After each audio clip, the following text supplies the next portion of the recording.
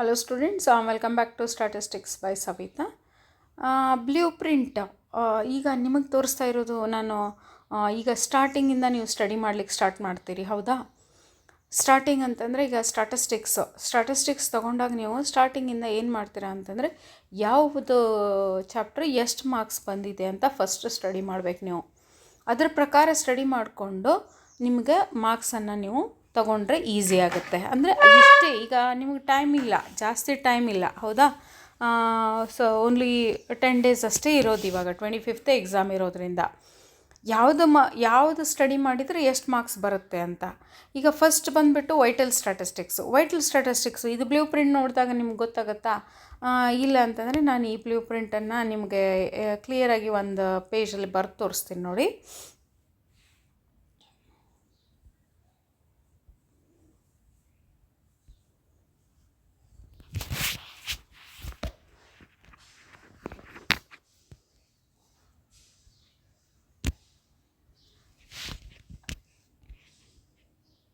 Okay, vital statistics, ಹೌದಾ? First chapter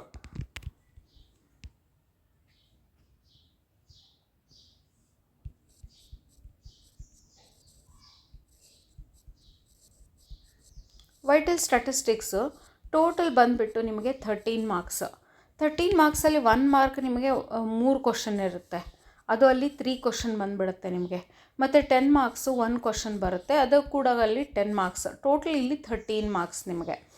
ಈ 13 ಮಾರ್ಕ್ಸ್ನ full ತೊಗೊಳ್ಬೇಕಂದ್ರೆ ನೀವು ಫುಲ್ ಥಿಯರಿ ಓದ್ಕೋಬೇಕು. ಫಸ್ಟ್ 1 ಮಾರ್ಕದ್ದು ಎಲ್ಲ ಕ್ವಶನ್ಸನ್ನು ಅಲ್ಲಿ match the following, fill in the blanks ಮತ್ತು ಫಸ್ಟ್ 1 ಆಬ್ಜೆಕ್ಟಿವ್ ಟೈಪು ಮಾಡ್ಕೊಂಡ್ರಿ ಅಂತಂದರೆ ಅಲ್ಲಿ 3 ಮಾರ್ಕ್ಸನ್ನು ನೀವು ತೆಗಿತೀರಾ.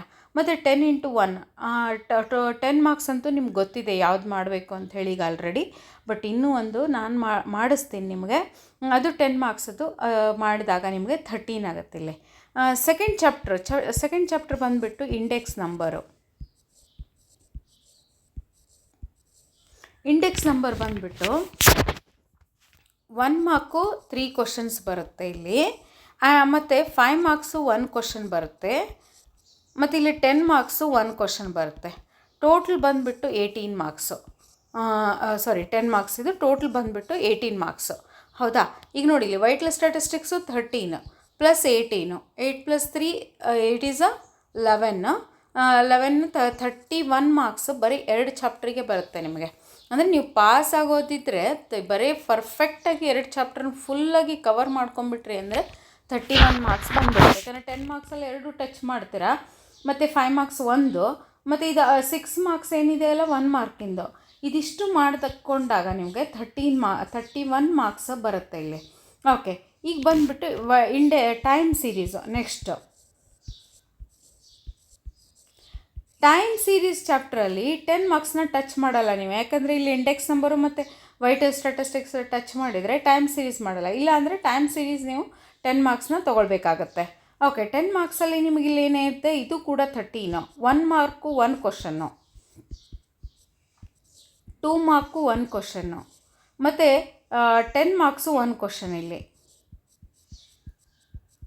ಟೋಟಲ್ ಬಂದುಬಿಟ್ಟು 13 ಮಾರ್ಕ್ಸು.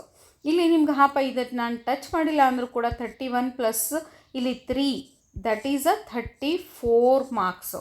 34 ಮಾರ್ಕ್ಸ್ ನೋಡಿ ಟೈಮ್ ಸೀರೀಸ್ ಮಾಡಿದರೆ ನಿಮಗೆ 10 ಮಾರ್ಕ್ಸು ನಾನು ಆಪ್ಷನಲ್ ಇಟ್ಕೊಂಡಾಗ. ಹೀಗಾಗಿ ಇಂಟರ್ಪೊಲೇಷನ್ ಆ್ಯಂಡ್ ಎಕ್ಸ್ಟ್ರಾಪೊಲೇಷನು ಫೋರ್ತ್ ಚಾಪ್ಟರ್ ಬಂದುಬಿಟ್ಟು ನಿಮಗೆ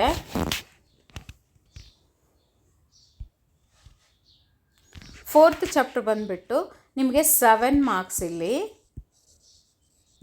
7 ಮಾರ್ಕ್ಸ್ ಅಂದರೆ 2 ಮಾರ್ಕ್ಸು 1 ಮತ್ತು 5 marks 1 compulsory question, that is 7 mark. 34 + 7 that is 41 mark. ಎಷ್ಟಕ್ಕೆ? 80 ಮಾರ್ಕ್ಸ್ಗೆ 4 ಚಾಪ್ಟರ್ ಕೂಡ ಮಾಡಿಕೊಂಡ್ರೆ ನೀವು 80 ಮಾರ್ಕ್ಸ್. ಔಟ್ ಆಫ್ 80 ಮಾರ್ಕ್ಸ್ಗೆ ನೀವು ತೆಗಿತೀರಾ 4 ಚಾಪ್ಟರ್ ಮಾಡಿಕೊಂಡ್ರೆ 41 ಮಾರ್ಕ್ಸನ್ನು. ಓಕೆ, ಆದರೆ ಪರ್ಫೆಕ್ಟಾಗಿ 4 ಚಾಪ್ಟರ್ನ ಪರ್ಫೆಕ್ಟಾಗಿ ಮಾಡ್ಕೊಳ್ಬೇಕು. ಓಕೆಪ್ಪ, 41 ಮಾರ್ಕ್ಸಲ್ಲಿ ಥಿಯರಿ ನಿಮಗೆ ಬಂದಿಲ್ಲ ಅಂತಂದರೂ ಕೂಡ ಒಂದು 5-6 ಮಾರ್ಕ್ಸ್ ಹೋಯಿತು ಅಂದ್ಕೊಳ್ಳೋಣ. ಅಟ್ಲೀಸ್ಟ್ 6 ಮಾರ್ಕ್ಸ್ ಹೋದಾಗೂ ಕೂಡ 35 ಮಾರ್ಕ್ಸ್ ಆದರೂ ಬರುತ್ತೆ ನಿಮಗೆ. ಓಕೆ, ಒಂದು 6 ಮಾರ್ಕ್ಸ್ ಥಿಯರಿ ಎಲ್ಲೋ ಮಿಸ್ ಆಗಿ ಎಲ್ಲೋ ಏನೋ ಒಂದು ಬಂದಿಲ್ಲ ಅಂತಂದರೂ ಕೂಡ 35 ಮಾರ್ಕ್ಸ್ ಆದರೂ 6 ಮಾರ್ಕ್ಸ್ ಹೋದು 35 ಮಾರ್ಕ್ಸ್ ನಿಮಗಲ್ಲಿ 4 ಚಾಪ್ಟರ್ ಕರೆಕ್ಟಾಗಿ ಮಾಡಿಕೊಂಡ್ರೆ 35 ಮಾರ್ಕ್ಸ್ ಬರುತ್ತೆ. ಮತ್ತು ಇನ್ನೂ ನಾನು ಇದನ್ನು ಇನ್ನೊಂದು ಸ್ವಲ್ಪ ಓದ್ಕೋಬೇಕು, ಯಾಕಂದರೆ ಎಲ್ಲ ಓದಿದಾಗ ಲಾಸ್ಟ್ ಇಯರು ಎಲ್ಲ ಮಾಡಿದಾಗೂ ಕೂಡ ನನಗೆ 24 ಮಾರ್ಕ್ಸ್ ಬಂದಿಲ್ಲ ಅಂತಂದರೆ, ಅಥವಾ ಇಂಪ್ರೂವ್ಮೆಂಟಿಗೆ ಕಟ್ತಾ ಇರೋರು ಈಗ ಏನು ಮಾಡ್ತೀರಾ ಅಂತಂದರೆ ಆಪರೇಷನ್ ರಿಸರ್ಚು ಆಪರೇಷನ್ ರಿಸರ್ಚಲ್ಲಿ ನಿಮಗೆ 21 ಮಾರ್ಕ್ಸು ದಟ್ ಈಸ್, ಹೌದಾ? ನೋಡಿ ಇಲ್ಲಿ operation research last 21 marks. 21 marks ಹೆಂಗಿರುತ್ತಂತಂದರೆ ನಿಮಗೆ ಇಲ್ಲಿ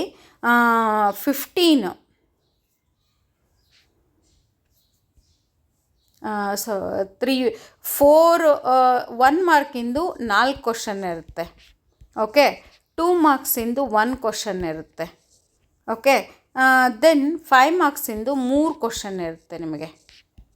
15 + 6 ಟೋಟಲು 21 ಮಾರ್ಕ್ಸ್. ಈ 21 ಮಾರ್ಕ್ಸ್ ನೋಡಿ, 35 + 21 ಆ್ಯಡ್ ಮಾಡಿದರೆ ನಿಮಗೆ 56 ಮಾರ್ಕ್ಸು ಔಟ್ ಆಫ್ 80 ಮಾರ್ಕ್ಸು. ಇಷ್ಟು ಮಾಡಿಕೊಂಡ್ರೆ ಎಲ್ಲ ಏನು ಮಾಡಿಲ್ಲಪ್ಪ ನಾನು ಇದಿಷ್ಟು ಓದಿದ್ದೀನಿ ಅಂದರೂ ಕೂಡ ನಿಮಗೆ ಬರ್ತಾ ಇರೋದಿಲ್ಲಿ 56 ಮಾರ್ಕ್ಸು ನೀವು ತೆಗಿಬೋದು, ಆರಾಮ್ಸೆ ತೆಗಿಬೋದು ಇಲ್ಲಿ. ಬಟ್ ಆಪರೇಷನ್ ರಿಸರ್ಚಲ್ಲಿ ಪರ್ಫೆಕ್ಟಾಗಿ ಮಾಡ್ಕೋಬೇಕು. ಹಾಂಪ್ಪ ಇಲ್ಲಿ 6 ಮಾರ್ಕ್ಸ್ ನನಗೆ ಥಿಯರಿ ಬರಲ್ಲ ಅಂತಂದರೂ ಕೂಡ ನೀವು ಪ್ರಾಕ್ಟಿಕಲ್ ಪಾರ್ಟ್ ಮಾಡಿದರೂ ಕೂಡ 50 ಮಾರ್ಕ್ಸ್ನ ಆರಾಮ್ಸೆ ನೀವು ತೆಗಿಬೋದು. ಓಕೆ, ಇದರಲ್ಲೀಗ ಫಸ್ಟು ಈಗ ನಾನೇನು ಮಾಡಿಬಿಡ್ತೀನಿ, 5 ಮಾರ್ಕ್ಸಿಂದ ಎಷ್ಟು ಬರೀಬೇಕು ನೀವು ಇಲ್ಲಿ ಸೆಕ್ಷನ್ ಸಿಯಲ್ಲಿ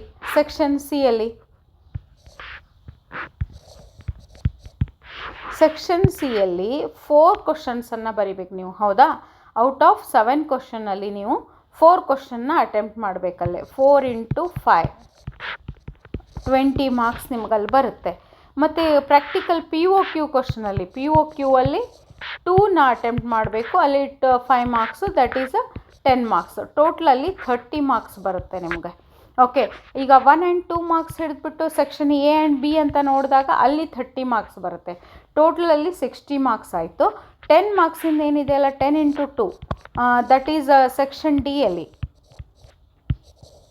20 ಮಾರ್ಕ್ಸ್ ಬಂದಾಗ ನಿಮಗಲ್ಲಿ 50 ಮಾರ್ಕ್ಸ್ ಬರುತ್ತೆ. 1 ಆ್ಯಂಡ್ 2 ಮಾರ್ಕ್ಸ್ ಟಚ್ ಮಾಡಿಲ್ಲ ಅಂದರೂ ಕೂಡ ನಿಮಗೆ 50 ಮಾರ್ಕ್ಸ್ ಇಲ್ಲಿ ಸೆಕ್ಷನ್ ಸಿ ಮತ್ತು ಸೆಕ್ಷನ್ ಡಿ ತೊಗೊಂಡಾಗ 50 ಮಾರ್ಕ್ಸ್ ಬರುತ್ತೆ. ಇದರಲ್ಲಿ ಈಗ 4 × 5 ಹೌದಾ, 4 ಕ್ವಶನನ್ನು ಅಲ್ಲಿ ಯಾವ್ದು ಅಟೆಂಪ್ಟ್ ಮಾಡ್ತೀರಿ ಮತ್ತು POQ ಅಲ್ಲಿ 2 ಕ್ವಶನ್ನ ಯಾವ್ದು ಅಟೆಂಪ್ಟ್ ಮಾಡ್ತೀರಿ ಅಂತ ನೋಡೋಣಂತೆ. ಈಗ ಒಂದು ನಾನು ಯಾವುದಂತಂದರೆ ಇದನ್ನು ತೋರಿಸ್ತೀನಿ ನಿಮ್ಗೆ, ಮಾಡೆಲ್ ಕ್ವಶನ್ ಪೇಪರ್ನ. ಓಕೆ, ಇದು ಒಂದು ಮಾಡೆಲ್ ಕ್ವಶನ್ ಪೇಪರಲ್ಲಿ ನೋಡಿ, ಇಲ್ಲಿ ಸೆಕ್ಷನ್ ಸಿಯಲ್ಲಿ 4 ಕ್ವಶನ್ಸ್ ನೀವು ಅಟೆಂಪ್ಟ್ ಮಾಡಬೇಕಲ್ವಾ. ಫಸ್ಟ್ ಕ್ವಶನ್ ಬಂದುಬಿಟ್ಟು ಇಂಡೆಕ್ಸ್ ನಂಬರ್ ಇದೆ, 25th question index number. Second question ಬಂದುಬಿಟ್ಟು ಇಂಟರ್ಪೊಲೇಷನ್, ಎಕ್ಸ್ಟ್ರಾಪೊಲೇಷನ್. ಇದೆರಡು ಕ್ವಶನ್ನ ನೀವು ಟಚ್ ಮಾಡ್ತೀರಿ, 2 ಕ್ವಶನ್ನ. ಓಕೆ, ಈ 2 ಕ್ವಶನ್ನ ಟಚ್ ಮಾಡಿಬಿಟ್ಟು ನೀವು 4 ಮಾಡಬೇಕಲ್ಲ. ಇಲ್ಲಿ ಆಪ್ರೇಷನ್ ರಿಸರ್ಚಿಗೆ ಬರ್ತೀರಿ. Solve the following game by using maximin minimax principle ಅಂದಿರ. ಈಸ್ ದ ಗೇಮ್ ಫೇರ್, ಇದನ್ನು ಟಚ್ ಮಾಡ್ತೀರಾ. 30th ಕ್ವಶನ್ನು ಇಲ್ಲಿ ನೀವು ಥೆರಾಟಿಕಲ್ ಡಿಸ್ಟ್ರಿಬ್ಯೂಷನ್ ಮತ್ತು ಸ್ಟಾಟಿಸ್ಟಿಕಲ್ ಇನ್ಫರೆನ್ಸ್ನ ಟಚ್ಚೇ ಮಾಡಿಲ್ಲ ಅಂದರೂ ಕೂಡ 30th ಕ್ವಶನ್ನು ಮ್ಯಾಕ್ಸಿಮಿನ್ ಮಿನಿಮ್ಯಾಕ್ಸ್ ಪ್ರಿನ್ಸಿಪಲ್ಲು. ಮತ್ತು ಇಲ್ಲಿ ಬಂದುಬಿಟ್ಟು ನಿಮಗೆ economic order quantity. Okay, that is inventory theory. ಇವೆರಡು ಕ್ವಶನ್ ಈಸಿ ಆಗಿದೆ. ಮ್ಯಾಕ್ಸಿಮಿನ್ ಮಿನಿಮ್ಯಾಕ್ಸು ಈಸಿ ಇದೆ. ಲಾಸ್ಟ್ ಇಯರು ನಿಮಗೆ ಡಾಮಿನೆನ್ಸ್ ಕೇಳಿದ್ರು, ಈಗ ಬರುವಾಗ ಇದರಲ್ಲಿ ಫಸ್ಟ್ ಎಕ್ಸಾಮಲ್ಲಿ ಇಲ್ಲಿ ಕೂಡ ಡಾಮಿನೆನ್ಸು ಕೇಳ್ಬೋದು ಅಥವಾ ಮ್ಯಾಕ್ಸಿಮಿನ್ ಮಿನಿಮ್ಯಾಕ್ಸನ್ನು ಇರ್ಬೋದು. ಕ್ವಶನ್ನು ಈಸಿ ಇರುತ್ತಾ ಅಥವಾ ಟಫ್ ಇರುತ್ತಾ ಅಂತ ಹೇಳಲಿಕ್ಕಿಲ್ಲ. ಈಗ ಫಸ್ಟ್ ಎಕ್ಸಾಮ್ ಹೆಂಗಿರುತ್ತೋ ಅದೇ ರೀತಿ ಒಂದು 40% ಈಸಿ ಇರುತ್ತೆ, ಒಂದು 40% ಚಾಲೆಂಜಿಂಗ್ ಇರುತ್ತೆ ಕ್ವಶನ್ಸು. ಈಗ ಲಾಸ್ಟ್ ಇಯರ್ ಹಾಗೆ ಇತ್ತು ಕ್ವಶನ್ ಪೇಪರು. ಅದೇ ರೀತಿ ಇಲ್ಲೇನಾಗುತ್ತೆ, ಈ 4 ಕ್ವಶನ್ನ ಇಲ್ಲಿ ಟಚ್ ಮಾಡ್ತೀರಾ. ನೆಕ್ಸ್ಟ್ ಬಂದುಬಿಟ್ಟು POQ ಕ್ವಶನಲ್ಲಿ ಫಸ್ಟ್ ಒಂದು ಕ್ವಶನ್ ಬಂದುಬಿಟ್ಟು ನಾರ್ಮಲ್ ಡಿಸ್ಟ್ರಿಬ್ಯೂಷನ್, ಯಾವಾಗಲೂ ನಾರ್ಮಲ್ ಡಿಸ್ಟ್ರಿಬ್ಯೂಷನ್ನೇ ಇರುತ್ತೆ. ಲಾಸ್ಟಿಗೆ ಒಂದು ಕ್ವಶನ್ನು LPP. ಇದೆರಡು ಕನ್ಫರ್ಮ್ ಕ್ವಶನ್, ಅಂದರೆ ಇದೇ ಕ್ವಶನ್ ಇಲ್ಲೇ ಬರುತ್ತೆ. 32 question number, 35th question number same ಆಗಿರೋದು. ಯಾವುದು ನಾರ್ಮಲ್ ಡಿಸ್ಟ್ರಿಬ್ಯೂಷನು ಮತ್ತು LPP. ಇದು ಸೆಂಟರಲ್ಲಿ ನಿಮ್ಗೆ ಏನಾಗುತ್ತದೆ ಅಂತಂದರೆ, ಇದು 34th ಕ್ವಶನ್ನು ಕೂಡ ಅಲ್ಲಿ ಫಿಕ್ಸ್ ಕ್ವಶನ್ನು. ಯಾವುದಂದರೆ ಸ್ಟ್ಯಾಟಿಸ್ಟಿಕಲ್ ಕ್ವಾಲಿಟಿ ಕಂಟ್ರೋಲು. ನೀವು ಅದನ್ನು ಸ್ಟಡಿ ಮಾಡಿದರೆ ಅದನ್ನು ಮಾಡ್ಬೋದು, ಅದು ಈಸಿಯಾಗಿರುವಂಥ ಚಾಪ್ಟರು. ಇಲ್ಲ ಅಂತಂದರೆ ಅದು ಅದರಲ್ಲಿ 4 ಚಾರ್ಟ್ ಬರುತ್ತೆ. 4 ಚಾರ್ಟು ಪರ್ಫೆಕ್ಟ್ ಆಗಿದ್ದರೆ ಮಾತ್ರ ಅಲ್ಲಿ ನೀವು ಕ್ಯಾಲ್ಕುಲೇಟ್ ಮಾಡ್ಕೋಬೋದು 34th ಕ್ವಶನ್ನು. 35th ಕ್ವಶನ್ ಮಾತ್ರ LPP ಫಿಕ್ಸ್ಡ್ ಕ್ವಶನ್. ಹೀಗಾಗಿ ನಾನು ಯಾವಾಗಲೂ ಹೇಳೋದು ಏನಂತಂದರೆ ಸ್ಟೂಡೆಂಟ್ಸ್ಗೆ 32 ಮತ್ತು 35th 2 ಕ್ವಶನನ್ನು ಪರ್ಫೆಕ್ಟಾಗಿ ಮಾಡ್ಕೊಳ್ಳಿ ಅಂತ ಹೇಳಿಬಿಟ್ಟು, ಅದೆರಡನ್ನು ನಾನು ಯಾವಾಗಲೂ POQ ಕ್ವಶನ್ನ ಮಾಡಿ ತೋರಿಸಿದ್ದೆ ನಿಮಗೆ ಇದರಲ್ಲಿ. ಮತ್ತು ಈಗ ಇನ್ನೊಂದು ಕ್ವಶನ್ನ ಮಾಡೋಣಂತೆ. ಓಕೆ, ಇದೆರಡು ಮಾಡಿಬಿಟ್ರಿ ಅಂತಂದರೆ ಅಲ್ಲಿ ಪರ್ಫೆಕ್ಟ್ ಆಗ್ತೀರಾ. ಸೆಕ್ಷನ್ ಡಿಯಲ್ಲಿ ಫಸ್ಟ್ ಬಂದುಬಿಟ್ಟು ನಿಮಗೆ ವೈಟಲ್ ಸ್ಟ್ಯಾಟಿಸ್ಟಿಕ್ಸು, ಸೆಕೆಂಡ್ ಬಂದುಬಿಟ್ಟು index number, third one is time series ಇರುತ್ತೆ.